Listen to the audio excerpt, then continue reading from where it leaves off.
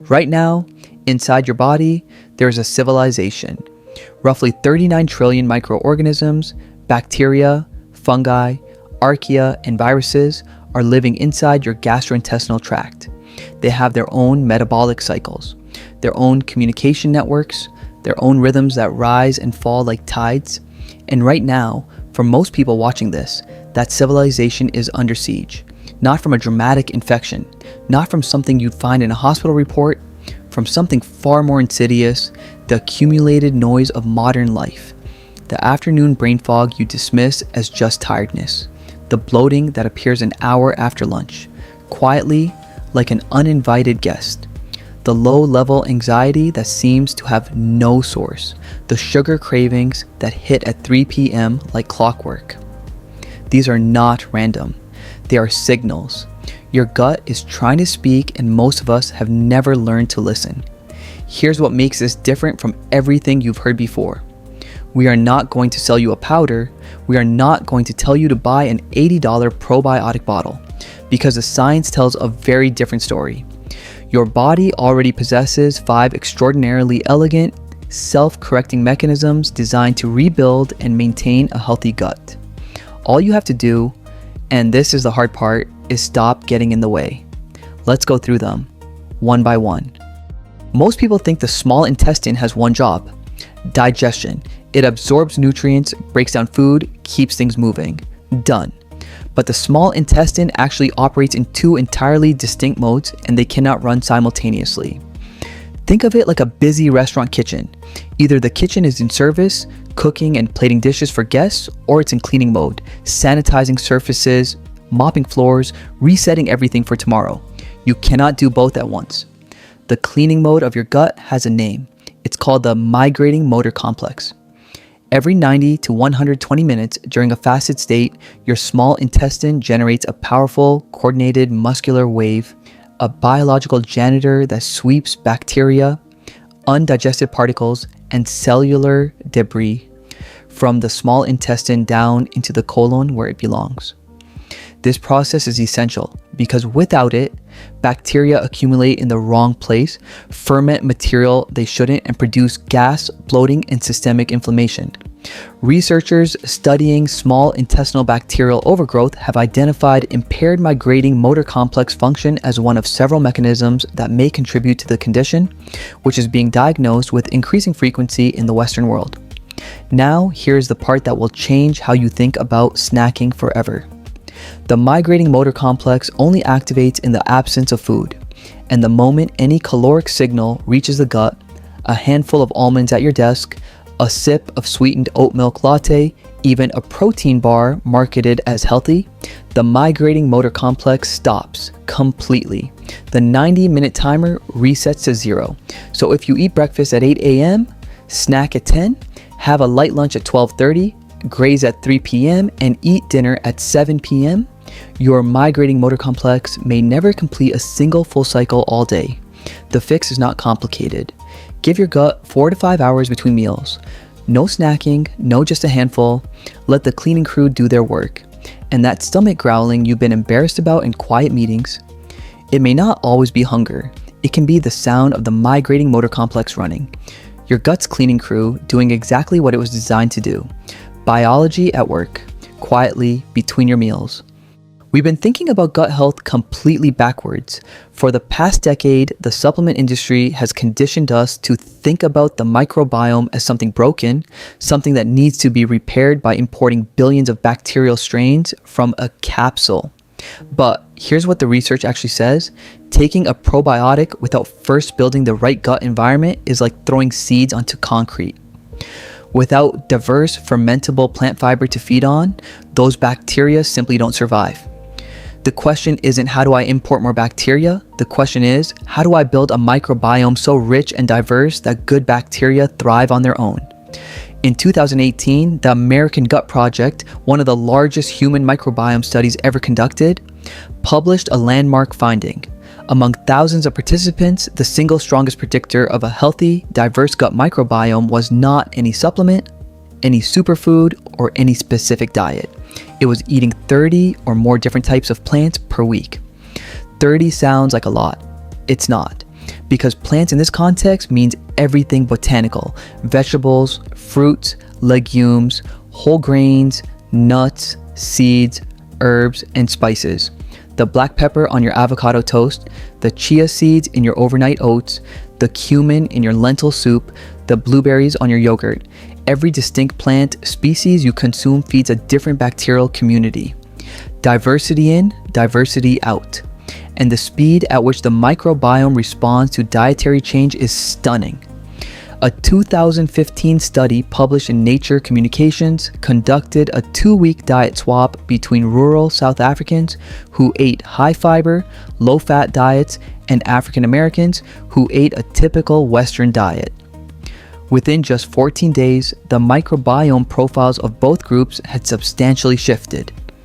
Inflammation markers changed, cancer protective compounds shifted, bacterial populations reorganized. 2 weeks, not months, not years. Your microbiome is not a slow, stubborn organ. It is one of the most responsive biological systems in your body. Every meal is a vote for which ecosystem you want to build. Here is something most nutrition advice completely ignores. When you eat may matter as much as what you eat. Your gut is not just a passive tube waiting to process whatever you send down at any hour. It has its own circadian rhythm, a biological clock synchronized to the sun, governed by the same hormonal cascades that regulate your sleep-wake cycle. Insulin sensitivity peaks in the morning and early afternoon. Digestive enzymes, bile acid production, and gut motility are all calibrated to be most efficient during daylight hours. By evening, this system begins its own wind down. When you eat a large meal at 10 p.m., or even a healthy late dinner at 9 p.m., you're sending food into a system that has already started shutting down for the night. Blood sugar spikes higher than it would at noon from the same meal. Insulin response is blunted, the food sits longer, fermentation by gut bacteria increases, and that fermentation produces inflammatory metabolites that disrupt your body's attempt to enter deep, restorative sleep. Here's where it becomes a vicious cycle. Poor sleep raises ghrelin, the hunger hormone. The next morning, you crave sugar. You feed harmful, fast metabolizing bacteria that thrive on simple sugars. Those bacteria crowd out the strains that produce serotonin and help synthesize melatonin, which means worse sleep the following night, which means more cravings, which means more disruption. The solution is not caloric restriction. It is time-restricted eating, simply keeping all of your meals within a consistent 10 to 12 hour window aligned with daylight. Something as manageable as eating between 8 a.m. and 7 p.m. and letting your gut rest through the night. This approach has been associated in several clinical studies with improvements in glycemic control, reductions in inflammatory markers, and better sleep quality. And notably, some of these benefits occurred without any deliberate change to the types of food consumed. Results vary by individual, and the research is ongoing, but the principle is well grounded in circadian biology. Give your gut a curfew, it already knows what to do in the dark. Of all the mechanisms we're covering today, this one may be the most profound because it connects your emotional world directly to your digestive biology in a way that should permanently change how you eat. Running between your brain and your gut is the vagus nerve, the longest cranial nerve in the body, the superhighway of the autonomic nervous system. And here is the fact that almost nobody talks about. Roughly 80% of the nerve fibers in the vagus nerve carry signals upward, from the gut to the brain, not the other way around. Your gut is not just receiving orders from your mind. Your gut is constantly briefing your brain, reporting on the state of the microbiome, on inflammation levels, on the chemical environment of the intestinal lining, and translating all of that into signals that influence your mood, your anxiety levels, your cognitive clarity. This happens through multiple pathways. The vagus nerve itself, the immune system, hormonal signals, and metabolites produced by gut bacteria. Consider this. Roughly 90% of the body's serotonin is found in the gut, produced by specialized cells lining the intestinal wall. This gut-based serotonin primarily acts locally, regulating motility, signaling to the enteric nervous system, but it is part of a broader signaling web that connects the gut's chemical state to the brain's emotional state through the pathways of the gut-brain axis. The details are still being mapped by neuroscientists. What is clear is that the gut is not a passive participant in how you feel. Now consider this. Your nervous system has two modes, rest and digest, the parasympathetic state, and fight or flight, the sympathetic state. In a fight or flight response, blood is redirected away from the gut to the limbs and the heart. Stomach acid production drops. The migrating motor complex halts. Digestive enzyme secretion falls. Evolution designed this perfectly. You don't need to process lunch when you're running from a predator, but for millions of people, every meal is eaten in a low-grade fight or flight state. Eating at a laptop, eating while scrolling through news, eating through conflict, through worry, through the ambient hum of a high-stress job. The body does not distinguish between a physical threat and a psychological one. The gut shuts down either way. The most powerful and completely free thing you can do before any meal requires exactly 3 breaths. Before you take your first bite, stop. Place both feet on the ground. Take 3 slow, deep diaphragmatic breaths, breathing so deeply that your belly expands, not your chest. When the diaphragm drops, it physically massages the vagus nerve. It sends a direct neurochemical signal. You are safe. It is time to digest. Stomach acid production increases. Digestive enzymes activate. Blood flow returns to the gut. 3 breaths. That is the entire protocol. It costs nothing.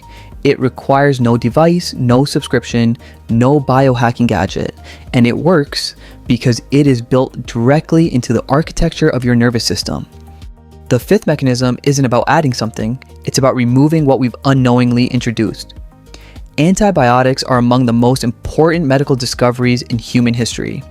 They save lives, and there are times when they're absolutely necessary.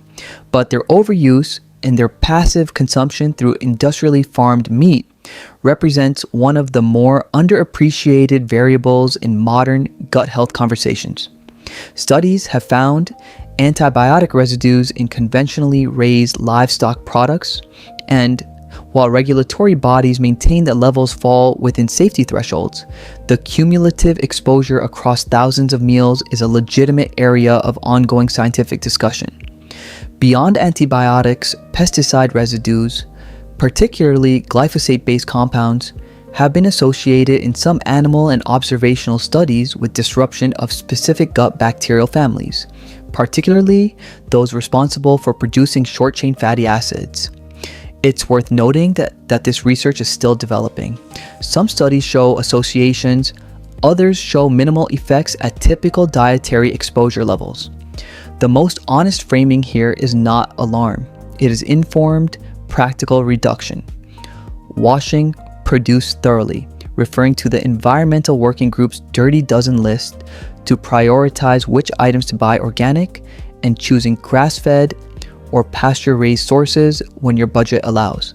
These are reasonable, evidence-informed habits that reduce exposure without requiring certainty about every mechanism. Not fearful, not paranoid, simply reducing the cumulative background noise, the small daily variables you can actually control. Look at what we've just mapped together. 5 mechanisms, not isolated tricks, but interlocking pieces of a single, coherent biological system. Let the migrating motor complex clean. Feed diversity with 30 plants. Respect your gut's circadian clock. Activate your vagus nerve before you eat. Reduce the silent disruptors. Together, these 5 practices form something greater than the sum of their parts. They form an environment in which the gut can do what it was always trying to do: heal. And here is the truth that should change everything. Many of the cells lining your gut renew rapidly, often within just 3 to 5 days. Your microbiome can shift meaningfully in 2 weeks, as we saw in the diet swap study. You are not locked into your current biology. You are not defined by years of poor habits or a history of antibiotics or a diet that didn't serve you. You are, right now, in possession of a living system that is desperate to repair itself if you will simply give it the conditions to do so. Healing doesn't begin with a purchase. It begins with your next meal, your next breath before you eat, your next decision to close the laptop and give your gut the silence and space it needs to run its cleaning crew. That's where it starts. Not someday, now. If this changed how you think about your gut and your health, subscribe. Share this with someone who needs it, and let us know in the comments which of these 5 mechanisms surprised you most. We'll see you in the next one.